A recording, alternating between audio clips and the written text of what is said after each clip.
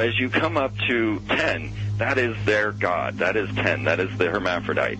But if you stop at 9 and you skip to 11, skipping God, then you are a Luciferian. Because 11 is the number of the magician. It's the one step above. Once you have accomplished the tree of life, you are now the magician. You are one above 10. But they're doing it by skipping God. That's the symbolism of 9/11.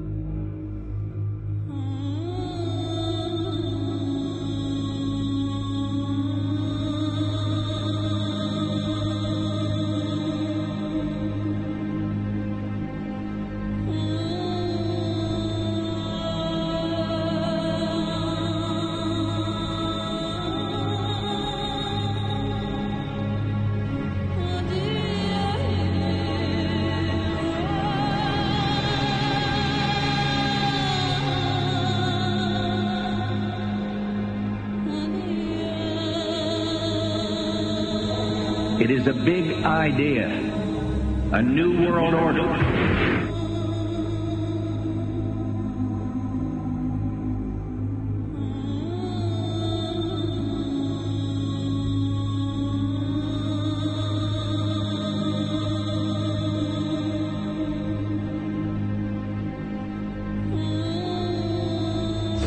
We were on assignment. We were supposed to kill 2 birds with 1 stone. In Fight Club, Project Mayhem destroys a giant bronze spherical sculpture. This seems an obvious reference to the sphere at the World Trade Center complex. Trust me. Everything's gonna be fine. In a pivotal scene reminiscent of 9/11, we see the destruction of skyscrapers and the change of a skyline.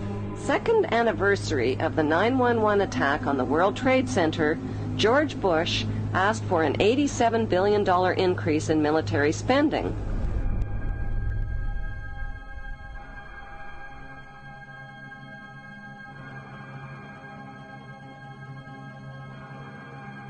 In 1904, Crowley would receive the Book of the Law soon after meditating in the King's Chamber of the Great Pyramid.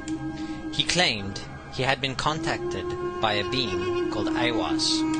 Crowley would also use this symbol in his work.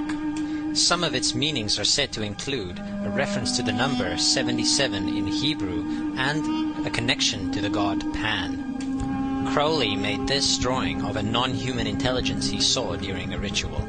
Synchronous 23 has made the connection between Aiwass and the Wizard of Oz, and has further pointed out the similarities between Crowley's grey alien-like drawing and the depiction of the projection of the Wizard of Oz in the film version.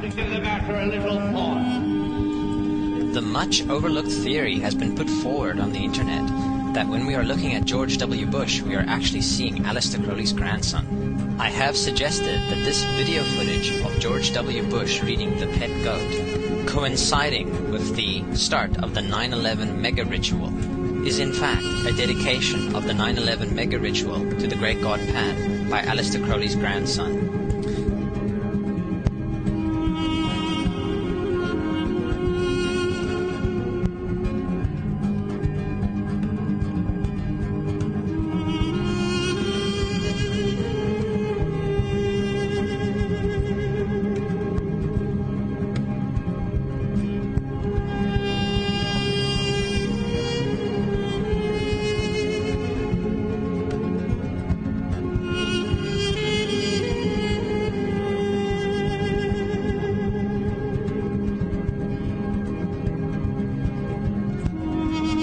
Things get a little weird. This is the 1978 version of The Wizard of Oz, The Wiz. Again, we see the Emerald City connected to New York. On arriving at the end of the Yellow Brick Road, Dorothy and her companions go through the circular portal. Through the door, we see 3 pyramids. Behind the pyramid shape, in between the pyramid pillars of the World Trade Center, we see the sphere, the representation of the Kaaba.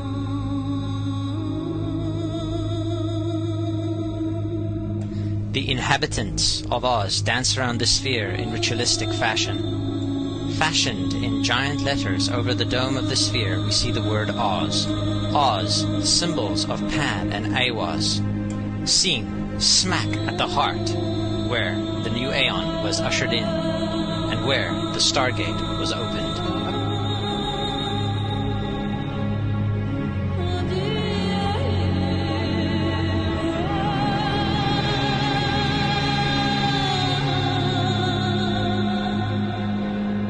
Between the Twin Towers is called the Spherical Caryatid. It was made by artist Fritz Koenig and was nicknamed the Sphere. We see that Koenig made this thing in Bavaria, the same place where the Illuminati was founded. The most interesting fact about the placement of the Sphere at the World Trade Center Plaza has to be that architect and designer of the World Trade Center, Minoru Yamasaki, intended the plaza itself to be a representation of the Grand Mosque of Mecca, the Sphere in particular taking the place of the Kaaba.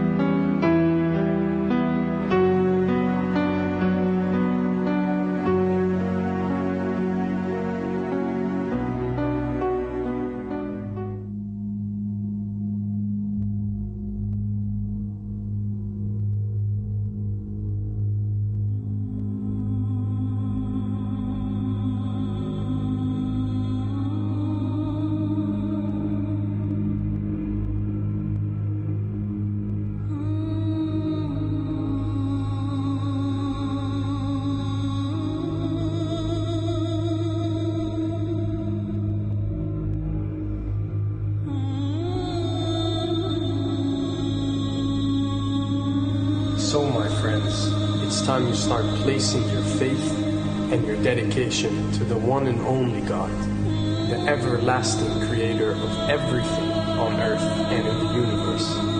He is greater than anything our minds can comprehend. Do you know how many times Muslims are required to circle the Kaaba and visit it? 7 times, each counterclockwise. Would you like to know why? You see, what binds us as humans to this life and to this dimension and to this earth is the limits of time and space. We are bound to this dimension and this reality through time and space. Hence, if one wants to leave this dimension or leave this reality, he needs to break away from time and space. So when you visit the Kaaba and you rotate counterclockwise, what is this practice actually doing? It is literally helping you elevate your soul and elevating yourself to break away from time and space so you can touch something so unique and so beautiful and so powerful that it changes your life forever. And if you don't believe me, ask anyone who has visited the Kaaba how he or she felt or how their lives have changed ever since.